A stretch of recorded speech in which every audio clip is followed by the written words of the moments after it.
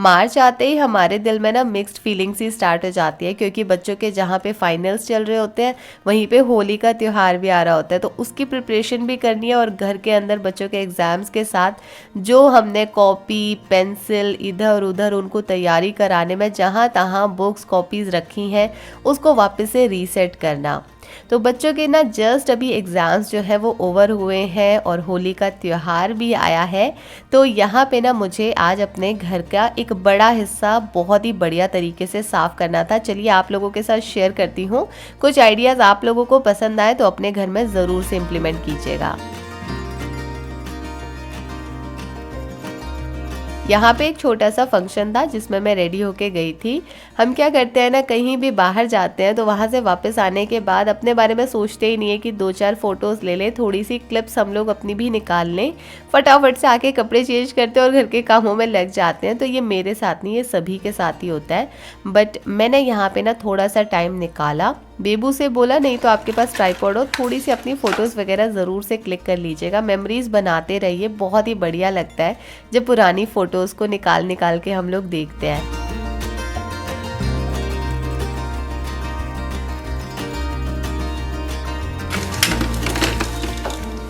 फटाफट से सोच रही हूँ जैसे ही फ्री होंगे सारी फ़ोटोज़ वगैरह जितनी भी हैं मैं निकाल लेती हूँ और एक बढ़िया सी एल्बम रेडी करती हूँ, आप लोगों के साथ भी शेयर करूँगी। बेबू ने मेरे लिए बनाया था विमेंस डे पे एक कार्ड, तो उसने बोला कार्ड पढ़ के मत बताना, बट मैं आप लोगों को दिखा रही थी कि कार्ड उसने बनाया था।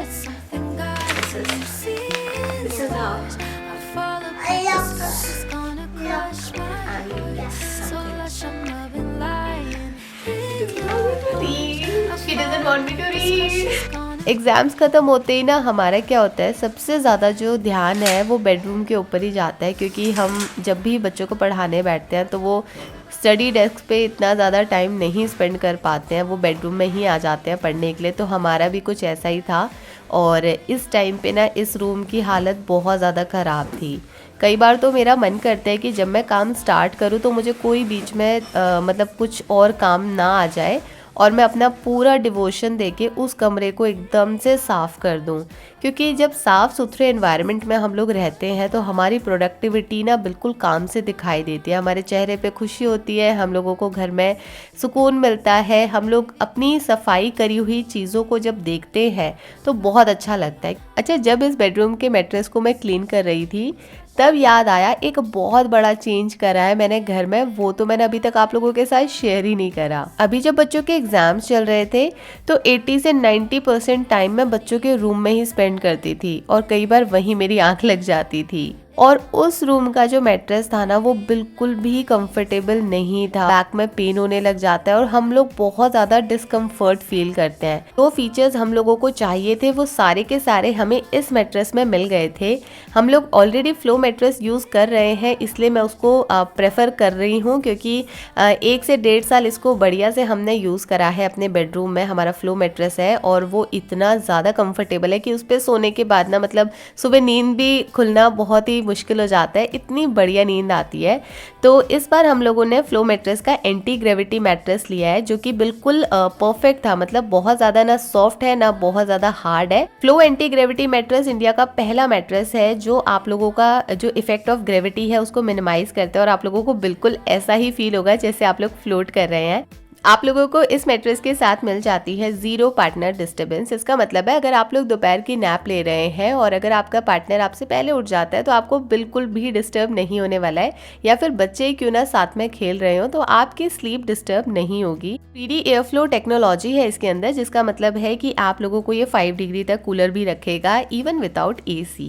आप लोग इस मैट्रेस को रिवर्स करके यूज़ कर सकते हैं और इसके ऊपर जो कवर लगा है ना वो चारकोल इन्फ्यूज्ड है। आप लोग उस कवर को हटा के वॉश कर सकते हैं और वापस भी लगा सकते हैं, तो गंदा हो जाए तो कोई टेंशन मत लीजिएगा। मैट्रेस के साथ आप लोगों को मिल जाती है 10 इयर्स की वारंटी और साथ में 100 डेज का risk free trial. Flow mattress की बेडशीट्स का कलेक्शन भी एक बार आप लोग जरूर से चेकआउट कीजिएगा। मुझे कॉटन की बेडशीट काफी ज्यादा पसंद आती है, तो मेरे को लगा कि इसके साथ मैं ना कॉटन की बेडशीट इनकी ऑर्डर करके देखती हूँ, जो कि मेरे लिए पहली बार ही एक्सपीरियंस था और मैजिकल एक्सपीरियंस था। फैब्रिक काफी ज्यादा सॉफ्ट है और मशीन वॉशेबल है, केयर करना काफ़ी ईजी है। नॉर्मल बेडशीट्स के कंपैरिजन में मुझे फिटेड बेडशीट ज़्यादा पसंद आई, क्योंकि इसके अंदर ये अपनी जगह से हिलती नहीं है। एक बार आप लोग जब इसे सेट कर देते हैं, और बच्चों वाले रूम के लिए तो स्पेशली ये काफ़ी ज़्यादा इफेक्टिव है। जो बेड का साइज़ है उसके अकॉर्डिंग आप लोगों को आपका मेट्रेस मिल जाएगा, और इजी ईएमआई ऑप्शंस के साथ ये अवेलेबल है। आप लोगों को 3 से 5 दिन में घर पे डिलीवर भी हो जाएगा। है ना कितना बढ़िया प्रोडक्ट। ज़रूर से आप लोग इसको चेकआउट कर सकते हैं। सारे लिंक्स मैं आप लोगों के साथ डिस्क्रिप्शन बॉक्स में शेयर कर दूंगी।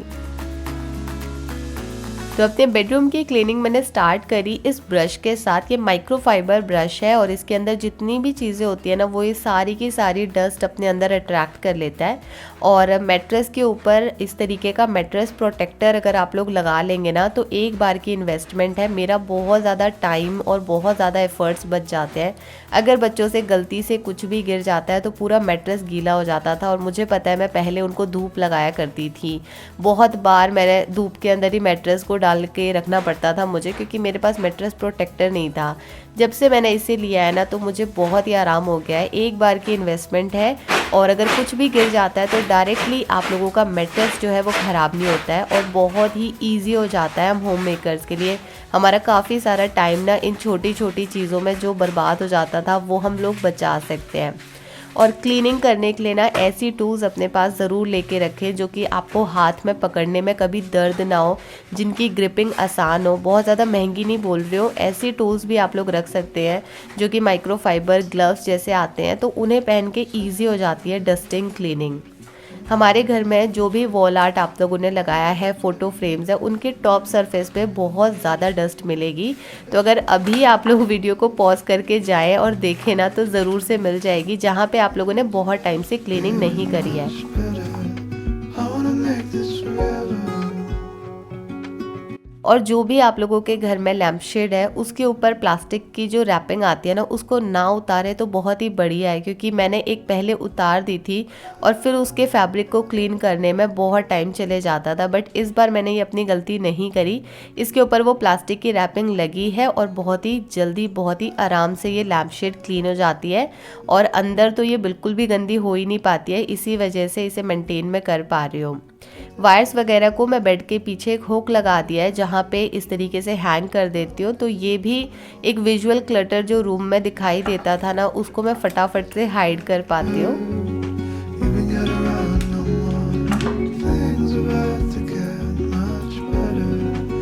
और बेड के साइड में जहाँ पे भी डिज़ाइन वगैरह है इसमें, वो भी मैं इस ब्रश की हेल्प से क्लीन कर देती हूँ। तो एक बार तो मैंने यहाँ पे ना ड्राई क्लीनिंग स्टार्ट करी है। जब भी आप लोग कोई भी ऐसी क्लीनिंग करते हैं ना, तो 2 तरीके से कीजिएगा। एक बार सूखा कपड़ा घुमा दीजिए, एक बार सूखी क्लीनिंग हो जाए, उसके बाद आप लोग थोड़ी सी वेट क्लीनिंग ज़रूर करें, ताकि उसके ऊपर जो भी रेसिड्यू बच गया हो वो बिल्कुल बढ़िया तरीके से साफ़ हो जाए। डस्ट पार्टिकल्स जो है ना, वो हवा में घूमते रह जाते हैं और वापस से आपकी उसी जगह पर आके स्टिक हो जाएंगे थोड़ी देर में। तो इसलिए क्या करना है, आप लोगों को उसे प्रॉपर क्लीन करने के लिए वेट क्लीनिंग ज़रूर से करें। मैंने यहाँ पे कॉलिन का यूज़ करा है, और माइक्रोफाइबर हैंकी के अंदर थोड़ा सा लीजिए और उससे क्लीन कर दीजिए।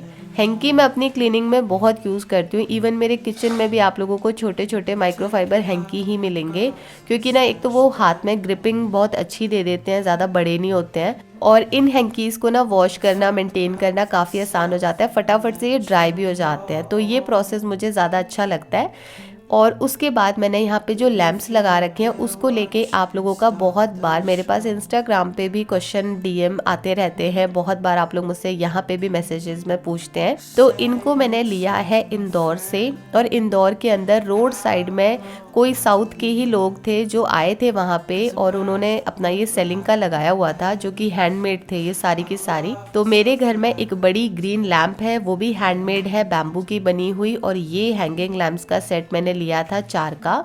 तो ये भी मेरे पास तब से है, बहुत ही बढ़िया है, हाथ से बनी हुई है, पर मैं इन्हें तरीके से रखती आई हूँ, तो अभी तक बहुत बढ़िया चल रही है। तो आई एम रियली सॉरी कि मैं इसका कोई लिंक आप लोगों के साथ शेयर नहीं कर पाऊंगी। बेड के ऊपर मैंने यहाँ पे बेडशीट लगा दी है, पिलो कवर्स वगैरह चेंज कर दिए हैं। अब आता है सेक्शन टीवी कैबिनेट के साइड का।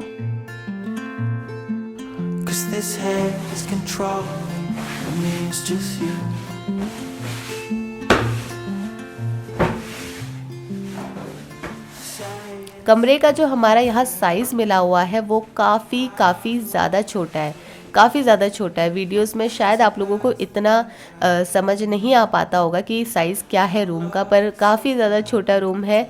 जैसे भी चीज़ें रख लेंगे तो कहीं ना कहीं तो आप लोगों को ऐसा ही लगेगा कि बहुत ज़्यादा भरा हुआ है, बट एक्चुअल में साइज़ छोटा है और आप लोगों के पास जो सामान है अगर वो नहीं रख पाते हैं तो भरा भरा घर थोड़ा लगता ही है, पर ठीक है, डैट इज़ ऑल ओके, क्योंकि आगे पता नहीं कैसे घर मिलेंगे।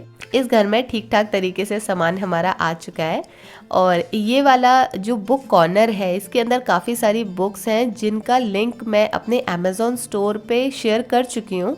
कुछ भी नया परचेज़ करती हूँ वो भी डिस्क्रिप्शन बॉक्स में ऐड कर देती हूँ। फिर भी अगर कुछ रह जाता है तो आप लोग मुझसे पूछ लीजिएगा, वरना अमेज़ॉन स्टोर फ्रंट का लिंक आप लोगों को मेरे डिस्क्रिप्शन बॉक्स में हमेशा मिल जाता है। वहाँ पे जाके आप लोग मेरा सारा कलेक्शन घर का चेक कर सकते हैं। जो भी घर में मैंने कुछ भी नया परचेज़ करा है वो सब वहाँ पे एडेड रहता है। यहाँ पे बुक्स को भी मैं अच्छे से क्लीन कर रही हूँ, क्योंकि इन एरियाज़ के ऊपर भी एग्ज़ाम टाइम में कभी ध्यान नहीं गया हमारा और ये बहुत जल्दी हमारे गंदे हो गए थे। फिर बारी आती है जब आपने सारी ऊपर की डस्टिंग कर दी, मिरर, पंखे, ये सब आपने साफ़ कर दिया।